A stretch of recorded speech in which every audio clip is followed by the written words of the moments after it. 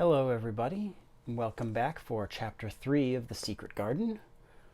Hopefully without anything I have to really deconstruct afterwards, because the first two chapters have been a little yikes. Oh, also, hello to the BookTube community. I just discovered that your hashtag exists, and I hope this is what is supposed to be in it, because I read books, so it seems like it is, but I didn't find an official definition. Anyway, hi. Without further ado, let's start reading. Across the moor. She slept a long time, and when she awakened, Mrs. Medlock had bought a lunch basket at one of the stations, and they had some chicken and cold beef and bread and butter and some hot tea. The rain seemed to be streaming down more heavily than ever, and everybody in the station wore wet and glistening waterproofs. The guard lighted the lamps in the carriage, and Mrs. Medlock cheered up very much over her tea and chicken and beef. She ate a great deal and afterwards fell asleep herself, and Mary sat and stared at her and watched her fine bonnet slip on one side until she herself fell asleep once more in the corner of the carriage, lulled by the splashing and of the rain against the windows. It was quite dark when she awakened again. The train had stopped at a station, and Mrs. Medlock was shaking her. So far, so good. You've had a sleep, she said. It's time to open your eyes. We're at Thwaite Station, and we've got a long drive before us.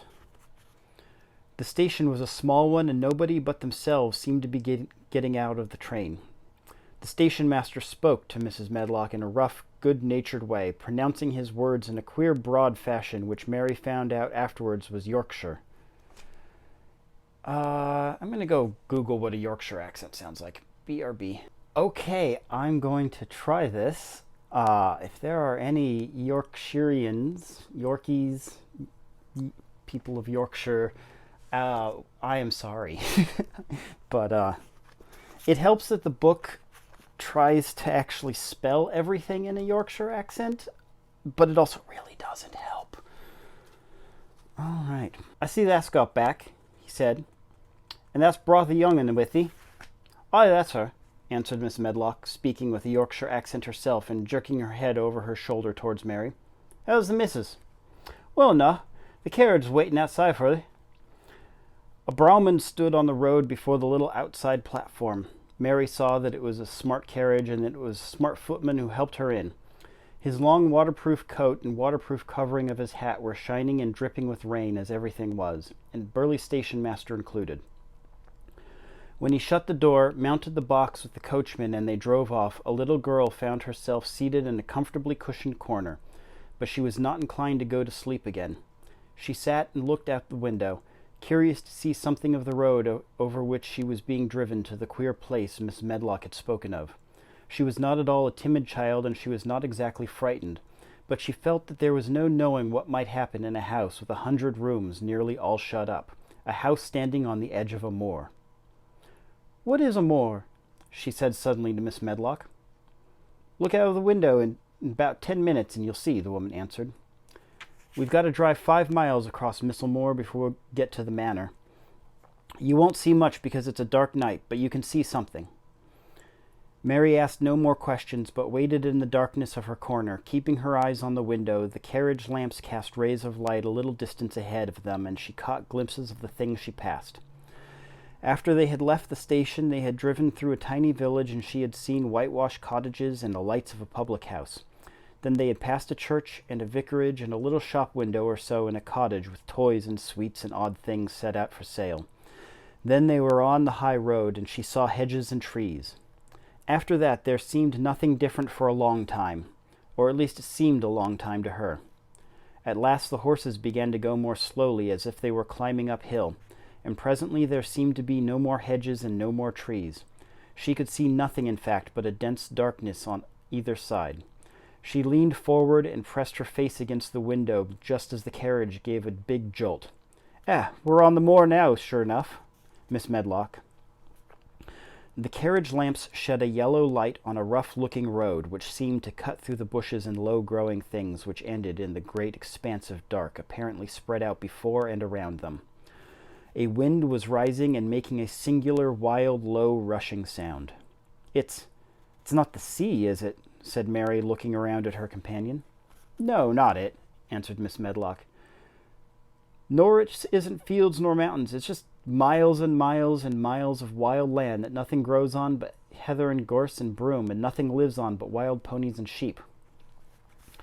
I feel as if it might be the sea, if there were water on it, said Mary. It sounds like the sea just now. That's the wind blowing through the bushes, Miss Medlock said.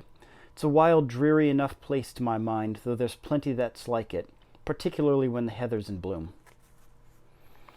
On and on they drove through the darkness, and though the rain stopped and the wind rushed by and whistled and made strange sounds, the road went up and down, and several times the carriage passed over the little bridge beneath which water rushed very fast with a great deal of noise. Mary felt as if the drive would never come to an end, and that the wide, bleak moor was a wide expanse of black ocean through which she was passing on a strip of dry land. I don't like it, she said to herself. I don't like it. She pinched her thin lips more tightly together. The horses were climbing up a hilly piece of road when she first caught sight of a light. Miss Medlock saw it, and as soon as she did, and drew a long sigh of relief. Oh, I'm glad to see that bit of light twinkling, she exclaimed. It's the light of the lodge window. We shall get a good cup of tea after a bit, at all events. It was after a bit, as she had said, for when the carriage passed through the park gates, there was still 2 miles of avenue to drive through, and the trees, which nearly met overhead, made it seem as if they were driving through a long, dark vault. They drove out of the vault into a clear space, stopped before an immensely long but low-built house, which seemed to ramble around a stone court. At first Mary thought that there was no lights at all in the windows, but as she got out of the carriage she saw that one room in a corner upstairs showed a dull glow. The entrance door was a huge one made of massive, curiously shaped panels of oak, studded with big iron nails and bound with great iron bars. It opened into an enormous hall, which so dimly lighted that the faces of the portraits on the walls and the figures in the suits of armor made Mary feel that she did not want to look at them. And as she stood on the stone floor, she looked very small, odd little black figure, and she felt as small and lost and awed as she looked. A neat, thin old man stood near the manservant, who opened the door for them. You are to take her to her room, he said in a husky voice. He doesn't want to see her. He's going to London in the morning. Very well, Mr. Pitcher, Miss Medlock answered. So long as I know what's expected of me, I can manage. What's expected of you, Miss Medlock, Mr. Pitcher said, is that you make sure that he's not disturbed, that he doesn't see what he doesn't want to see. And then Mary Lennox was led up a broad staircase, down a long corridor, and up a short flight of steps, and through another corridor and another, until a door opened in a wall, and she found herself in a room with a fire in it, and supper on a table. Mrs. Medlock said unceremoniously, Well, here you are. This room and the next are where you'll live. You must keep to them. Don't you forget that. It was in this way Mistress Mary arrived at Misselthwaite Manor, and she had perhaps never felt quite so contrary in all her life. Okay, I'm going to skip most of the usual analysis phase because there's literally no actual story happening in this chapter. She travels more. Beautiful descriptions of the countryside. That's nice. Nothing I have to really unpack unless I rethink something. And so I'm thankful for that.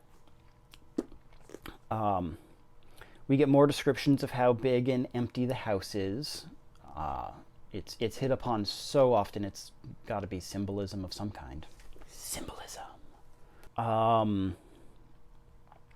Lots of descriptions of how dreary and terrible the landscape is, which makes me wonder, why did anyone build a house there? Why? Why not put it somewhere pretty?